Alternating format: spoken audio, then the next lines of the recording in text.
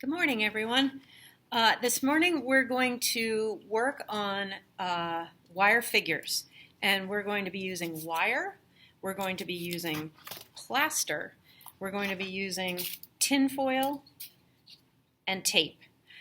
You're also going to want to have a pair of scissors and a warm container of water. Also, I might warn you, you might want to put down some paper underneath you because plaster is messy. So in your Go kits, you have a container of plaster, and you also have a couple sheets of aluminum foil. You might want some more aluminum foil. If you don't have any at home and you need some more, paper towel or crushed up toilet paper or something like that can work just as well. So we are going to be making two figures, and I'd like the two figures to be interacting somehow or not interacting, as you might see in the George Siegel PowerPoint. And those figures are going to be constructed using all the materials that I just listed off. So get your workspace figured out. And just so you know, my workspace is, I've got nice paper down, I've got my water here, got my scissors at hand. Plaster is messy, it's dusty, it does come out of clothes, so just so you know that. And it's not bad for your skin, that's why they use it for setting bones and things like that. But it does get all over the place if you're not careful. So don't do this project on your brand new rug or your suede couch or anything like that. So the first thing I'm going to have you do is make the figure, make the armature for the figure. So armature it's a great word, A-R-M-A-T-U-R-E, armature. And basically what that is a skeleton. So it's the form that you're going to make before you add things on top of it. So it's your structure. So to make a nice figure, I usually take an arm and a half length. So I'm holding this with my pointer finger and my thumb, and I'm stretching it out, and I'm going to cut it right about where my shoulder is. And you can use a pair of scissors. I said in my demo earlier, don't use a nice pair of scissors. Like if you've got a crappy pair of scissors around, use those. Because every time you cut metal with scissors, you're going to ding the blade. You can see these scissors are relegated to plaster. The other thing I like to do is just put a little curve in the end of that wire because that wire's sharp and you don't want to get it in the face. And if your cat is around trying to play with your wire, you don't want your cat getting it in the face either because this could be a nasty, like, cornea scratch.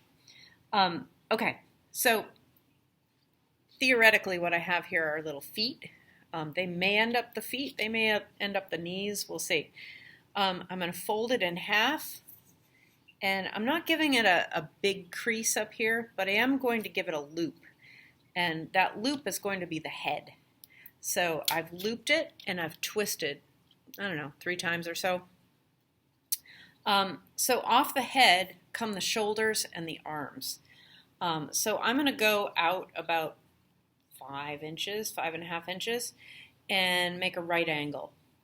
And at this right angle, I'm going to twist it a few times till it comes back toward the head. I'm not going all the way. You can, but then your torso looks weird. And I'm going to do the same thing to the other side. Okay, so I've got 2 arms. This one I'm going to give one more twist just because. Yeah. Okay, and I've got a torso. So here's my torso. I'm going to twist proportionately. Now, I'm left with these super, super long legs, which is fine if you want to make a really abstract figure or, you know, figure skater or something. Some people just have really long legs. But I'm going to fold it up so it looks a little more proportional. And so that loop is probably going to kind of be absorbed by the knee there. And same thing here.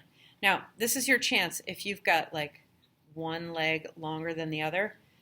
This is where you resolve that. Okay. So you've got this nice little figure. Now your figure should probably be doing something. He's pretty flat, Stanley, from there. So I'm going to say, I like my figures to be leaping or jumping or dancing or, having their knees bent or something. So that they're curved somehow or doing something maybe a little more interesting than just like standing there terrified. So what we need to do now is add some muscle to that. So the muscle is going to be the tinfoil. Tinfoil, tape, and whatever else you might have. So just a couple things to keep in mind when you're putting muscle on your body. Muscle and fat too, because it's pretty easy to wind up with a super emaciated figure, and you might not want that. It's not very interesting to look at. So just in terms of the human body and how we're constructed, my arm is thicker up here than it is here. My arm is thicker here than it is down here. My leg is thicker at my hip than it is down at my knee.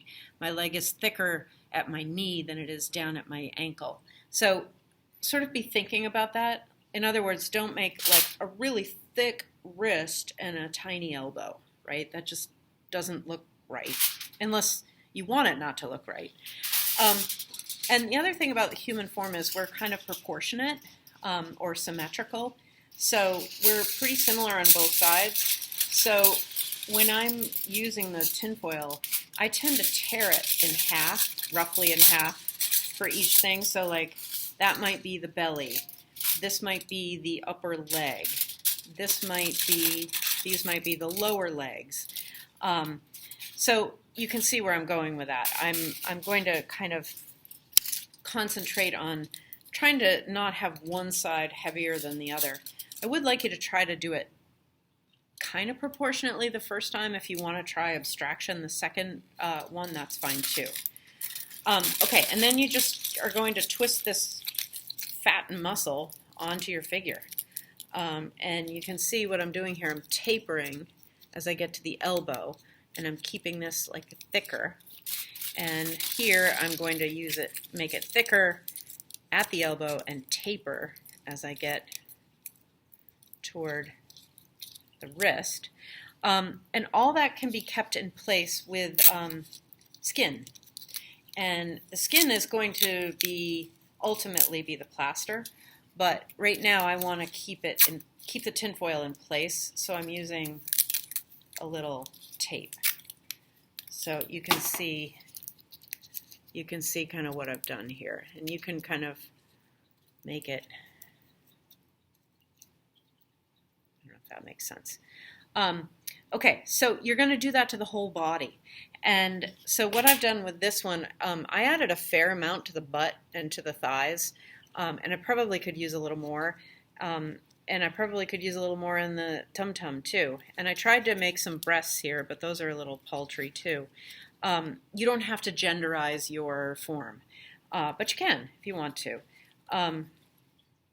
So this is when you start adding the skin. And the actual skin is the plaster. So like I said, plaster's messy, so I often like to put the roll in something. You can just use that bag that you have. But I'm going to tip my computer down here so you can sort of see what I'm doing. Old pair of scissors to cut this. You're going to cut it in strips. And so I often double it over or even triple it over to cut my strips. That way I don't have to do like as much cutting. And you don't want to cut it anywhere there's water, because as soon as you get any water on that stuff, it's going to set up. And you don't want that to happen until you're ready to put the skin on. So make sure your water supply and your feed pile are in a place where you're not going to drip water as you're passing over that. So I'm right-handed, my water is here, my feed is on the left. So I'm feeding from the left over to the right, working on my piece, rather than dripping all over that. Okay, so take your figure, and at this point you want your figure to be roughly in the shape that you want it to be in. So in other words, if you make like flat Stanley at this point, it's going to pretty much stay flat Stanley. So you want to have your twists and your turns in here to some degree. And all you're going to do is take this gauze that has plaster in it, and you're going to dip it in nice warm water, because you might as well have the spa experience. And then you're going to just cover your figure. And what I do is sometimes dip my hands back in the water and kind of seal up some of those little holes.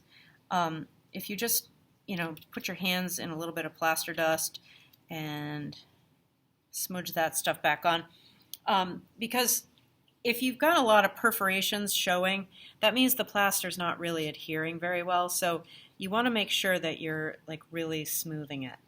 So smooth that right over, like really mush it down. And I just kind of wind it. And you can do as many layers as you want. But you can see where I'm going with this. It's starting to like really get covered. I just did this 5 minutes ago, and it's pretty much set up. And you'll notice plaster gets really, really cold and kind of dank feeling, and it's not terribly nice stuff to feel once it's starting to set up. But that will, once that dries, you can really paint it. You can do all kinds of stuff with it. But one thing you can't do is move it. So you want to make sure before you are plastered that your form is in the shape that you want it to be. And just a little tidbit, don't forget, you do not want to throw a lot of plaster down the sink. So what I'm going to do is drain the water off of this at the end of the day, and I'll probably have about that much plaster dust like all settled down in the bottom. So what I'll do, I often just let it dry and then crack it out and throw it away. Or you can drain it off and then take a paper towel into the bottom of your thing and like wipe it out that way. So either way, that works pretty well. Probably don't want to get a lot of plaster dust in your computer keys. That's definitely something like, it's just dust, but it's not dust that you want to breathe, and it's not dust that you want to have in your electronics. So make sure you've got your 2 figures uploaded for next week. And speaking of your pictures, just one little thing. One thing I'm noticing is that when people photograph their picture with all this stuff happening in the back, like, I can't tell what your artwork is. So it's a little bit tough to see sometimes. So what I'm suggesting is that that's not very good, choose a background that you get some contrast on. So if this is painted white or black, make sure that you photograph this against something that you're going to get some nice contrast against. And it might be just the floor, like, taking your phone over the top of the thing and shooting it against the floor or the kitchen cupboard or whatever it is.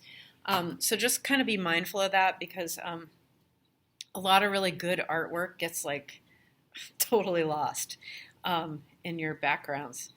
Okay, so have fun. Let me know if I can help you, and I'm signing off. See you later. Bye.